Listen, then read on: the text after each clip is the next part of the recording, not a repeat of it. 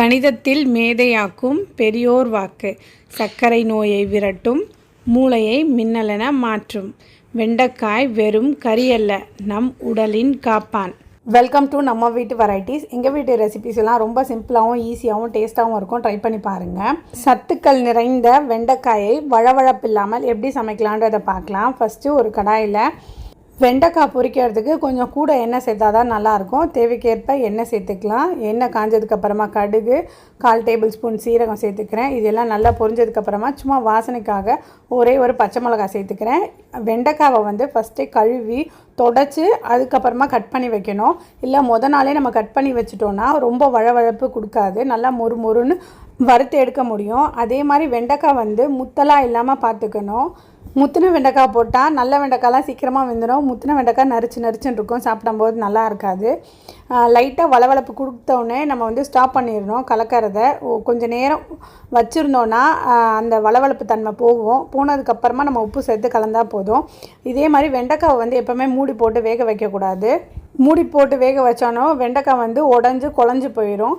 வெண்டைக்காய் ஒரு 60% வெந்ததுக்கப்புறமா நான் ஒரு வெங்காயம் சேர்த்துக்கிறேன். அடி பிடிக்காமல் அப்பப்போ லைட்டாக கலந்து விட்டால் போதும். ஒரு கண்டினியூஸாக கலந்து விடக்கூடாது வெண்டைக்காவை. வெண்டைக்காய் நல்லா 90% வெந்துருச்சு. வெந்ததுக்கப்புறமா 1/4 டேபிள் ஸ்பூன் மஞ்சள் பொடி, நம்ம காரத்துக்கு ஏற்ற மாதிரி மிளகாய் பொடி சேர்த்துக்கலாம். கொஞ்சமாக கருவேப்பிலையும் சேர்த்து நல்லா கலந்து விடலாம். இப்போ வெண்டைக்காய் ஃபுல்லாக நல்லா வெந்திருக்கும். வெந்ததுக்கப்புறம் சாப்பிட்டாலுமே லைட்டாக ஒரு வளவளக்கிற மாதிரி இருக்கும். அது இல்லாமல் சாப்பிட்ணுன்னா கடைசியாக நான் ஒரு 1/4 டேபிள் ஸ்பூனுக்கு ஆம்ச்சூர் பவுடர், காஞ்ச மாங்காய் பொடி நான் சேர்த்துக்கிறேன். இது எப்போ சேர்க்கணுன்னா லாஸ்ட்டாக தான் சேர்க்கணும். சேர்த்துட்டு ஒரு கலரி விட்டுட்டு ஆஃப் பண்ணால் போதும். இல்லைன்னா ஒரு கசப்பு டேஸ்ட் வந்துடும். ஒரு நிமிஷம் கலந்து விட்டுட்டு கேஸ் ஆஃப் பண்ணிடலாம்.